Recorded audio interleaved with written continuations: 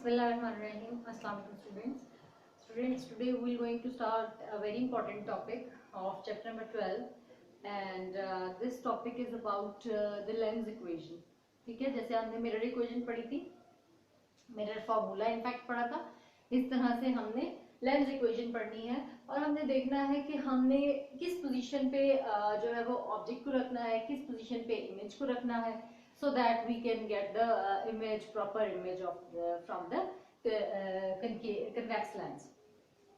ठीक है, और एज यू स्टडीड बिफोर के इमेज जो बनता वो है बेस्ट वो आपका कन्वेक्स लेंस से ही बनता है, तो हम सिर्फ इसमें कन्वेक्स लेंस को ही यूज करेंगे. ठीक है, बिफोर स्टार्टिंग द टॉपिक मैं कुछ इस फिगर के हवाले से मैं आपको बता दूं कि फिगर अगर आप इस टॉपिक में ड्रॉ नहीं करेंगे तो फिर इसको लिखने का भी कोई फायदा नहीं. तो figure is very much important. तो हम पहले इस फिगर को समझ लेते हैं कि फिगर में हमने क्या क्या सेटलमेंट की हैं, कौन सी चीज को किससे रिप्रेजेंट करवाया, तो you have to know it very well. First of all there is a convex lens. ठीक है, सी इसका सेंटर है. ठीक है, और then there is object OP. ठीक है, ओपी को किधर रखना है, दिस डिस्टेंस पी पे, स्मॉल पी. ठीक है, the object OP is at a distance small p from the convex lens. ठीक है, और इसको लेफ्ट साइड पे रखा किसके, आपने convex lens की. फिर ऑब्जेक्ट का जो इमेज बनना है, the image is obviously inverted और the image is now represented by the O dash and P dash.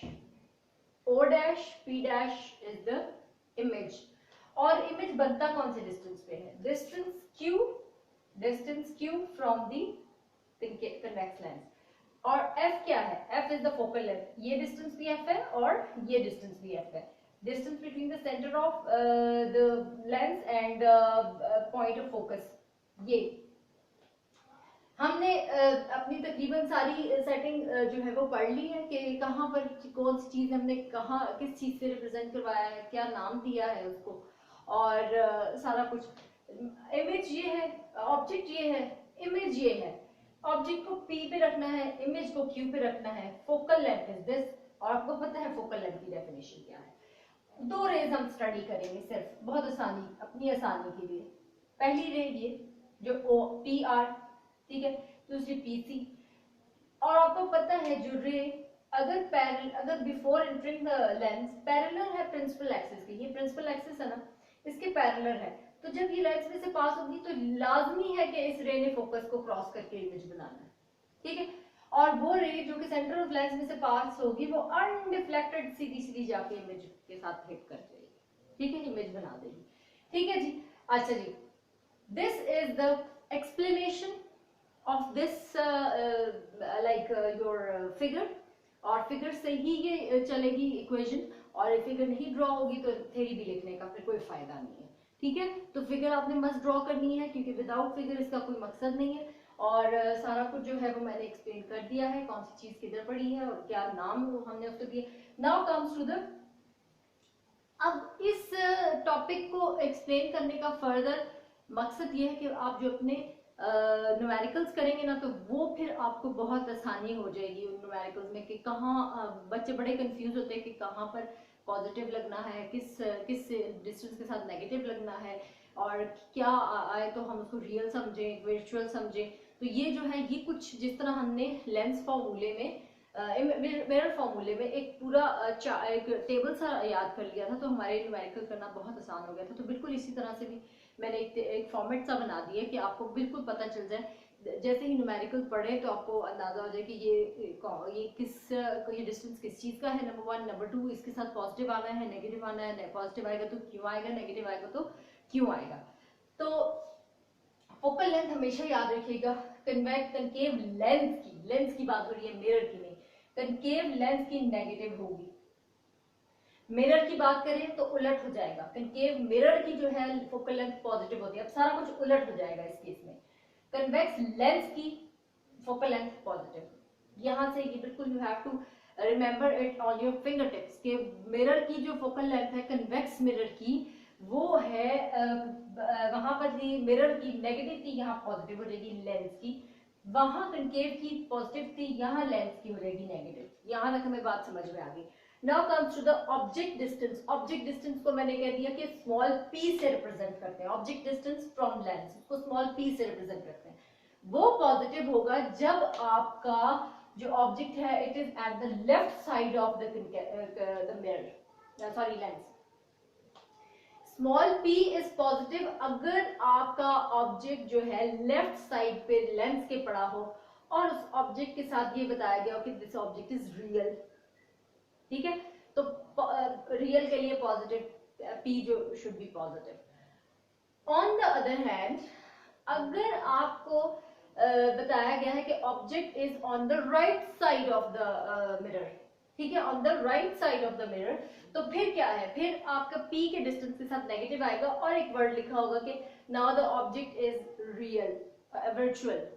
ठीक है, तो ऑब्जेक्ट वर्चुअल हो तो नेगेटिव, और अगर ऑब्जेक्ट का ये भी बताया कि it is on the right side of the lens तो आपका जो है p के साथ नेगेटिव। दो चीजें आपने याद करनी है। अगर वर्ड आ गया कि the object is on the left side या रियल, तो चुप करके आपने p के साथ पॉजिटिव साइन लगा लेना। ठीक है, और अगर आपका आ गया कि p now the object is on the left right side of the lens and the object is virtual, तो आपने जो है कह देना है सीधा सीधा कि p के साथ नेगेटिव लगेगा। अब बिल्कुल इसका उलट हो जाएगा for the distance q। q क्या डिस्टेंस है, distance between the image and the lens. वो कब पॉजिटिव होगा, वो तब पॉजिटिव होगा when the image is on the right side of the mirror lens, sorry. When the image form is on the right side of the lens, then you have to take q as positive। और दूसरी बात ये होगी कि the image form, या ये लिखा आएगा न्यूमेरिकल में the image form is real, real के साथ आपने पॉजिटिव लगा देना है। ठीक है जी, अच्छा जी, now the object is you have to tell them जी। दूसरी चीज है कि आपके पास Q will be negative. Q is negative जब आपका जो है वो object is now on the left, the image formed is on the left side of, image formed is on the left side of the mirror lens, then this q will be negative। दोनों cases में अच्छा, ये चीजें दोनों same है, real के लिए positive और वर्चुअल के लिए नेगेटिव। लेकिन जब q है और ये कहा गया है कि it is on the image form is on the right side of the lens, then q is positive। अगर कहा गया कि on the left side then it is negative। इसका उलट अगर आपका जो ऑब्जेक्ट है उसके लिए कहा गया कि it is present at the left, तो वो पॉजिटिव होगा, और अगर राइट कहा गया तो वो नेगेटिव होगा। तो you have to remember it for your numericals. In fact आपने इसको बहुत अच्छे से रट लेना है कि आपको न्यूमेरिकल करने में फिर कोई प्रॉब्लम ना हो। अभी नेक्स्ट इंशाल्लाह वीडियो में we'll discuss the two numericals, जिसमें इसकी एप्लीकेशन हो जाएगी, तो आपको बहुत अच्छी तरह से जो है वो समझ आ जाएगा। So this is very much easy equation. और अच्छा जी, यहाँ तक करने के बाद ये तो सारा कुछ मैंने आपको बता दिया, लेकिन ये इक्वेशन है क्या? This equation is basically tell the relationship between